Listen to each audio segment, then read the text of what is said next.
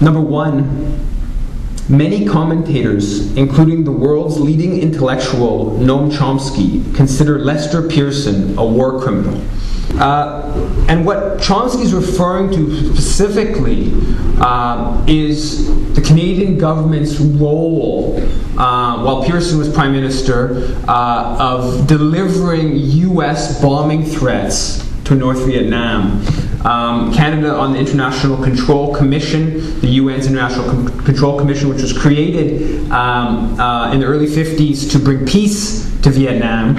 Canada was the West's representative on ICC, and Canadian officials would go from Ottawa down to Washington to be briefed on what they should tell the North Vietnamese, and that included telling the North Vietnamese, if you don't do what we like, we, being of course Washington, will bomb you. But Pearson's support for imperialism in Vietnam goes back at least until the early 50s with the French, and even when Prime Minister Saint Laurent was actually kind of uncomfortable about the fact that Canada was providing more than 100 million in weapons to the French, supposedly to fight or to protect Western Europe against Soviet aggression. The French were using those weapons in Vietnam, and while Saint Laurent was a little bit uncomfortable with this, Pearson was an ardent supporter of this process. In what I think is maybe was a very important indictment of the whole Canadian foreign policy historiography, and including the left's analysis of Canadian foreign policy. The most famous speech probably of a Canadian politician supposedly standing up to American imperialism is a speech that Pearson gave at Temple University in 1965. People laud this quote, supposedly Pearson opposing U.S. imperialism during the speech. And what Pearson was doing was actually a tactical difference, a very short-term tactical difference, and calling for a short-term cessation of U.S. bombing of North Vietnam.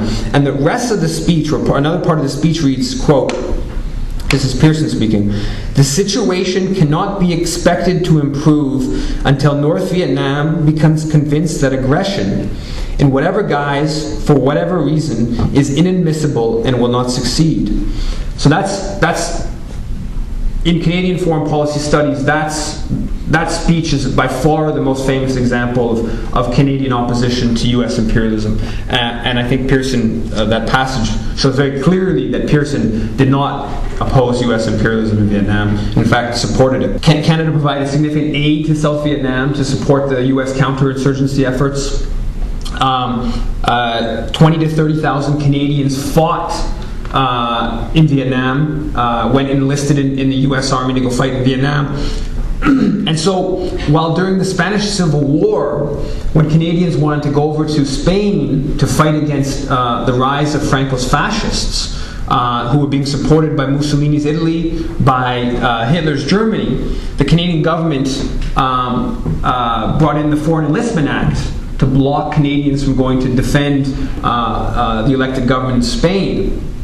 But when that act, which is still in the books, and was of course on the books in the 60s, when Canadians want to go fight, when they join the American army, of course the Canadian government's not going to use the act to block Canadians from fighting in Vietnam.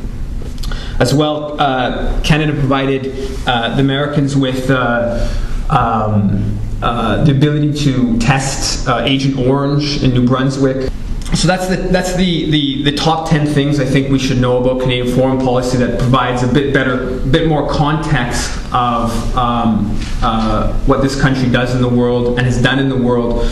And I think that it's important to have a sense of what motivates Canadian foreign policy. And my conclusion is basically there's two main motivators of Canadian foreign policy.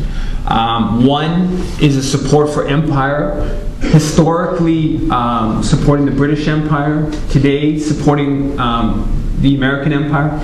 And that's not support for empire because Washington forces Ottawa to support empire, but because the Canadian elite, the Canadian foreign policy establishment, the Canadian capitalist class see empire in their interests. The goal of the book is really to take on this mythology, to help us collectively as Canadians to have to sort of build a critical consciousness of Canadian foreign policy, to be able to sort of take off the blinders that many of us have when it comes to what this government, what our country, all politicians do around the world, an international plane, and also that Canadian foreign policy is not unimportant.